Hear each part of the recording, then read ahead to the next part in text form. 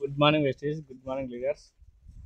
ఇక్కడ నాగర్ కర్నూలు జిల్లా తెలకపల్లి మండలం కారవంగ కాడ ఒక రైతుకు ఇప్పించిన పత్తి చేనుకు మంచిగా ఉంది అంటుండ్రు. ఆ మాటలు వాళ్ళ ద్వారానే మాటలు విందాం.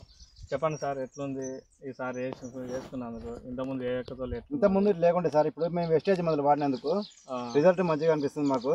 ఏమేమి వాడినావు? అగ్రి 82, అగ్రి ప్రొడక్ట్, అగ్రి గ్యాండ్వాల్, ఈ దుక్కికి వాడినాం. ఇప్పుడు మేము స్ప్రే కూడా చేసినాం, మంచిగా రిజల్ట్ మంచిగా వస్తుంది. కాయ ఉడకంగా మంచిగా ఉంది.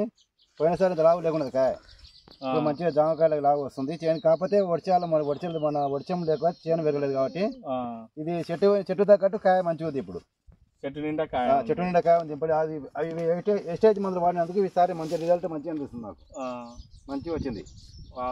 ఒక్కొక్క పంగకు 5, 4, 6 కాయలు 7 కాయలు అట్లా ఉన్నాయి.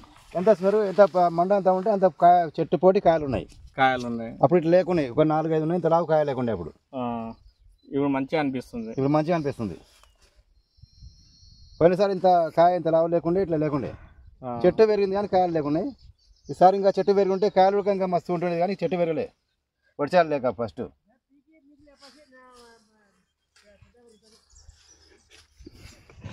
రిజల్ట్ అయితే మంచిగా ఉంది, కానీ వెస్టేజ్ మందులు వాడడం వల్ల మంచిగా కాయ ఉడక బాగానే ఉంది.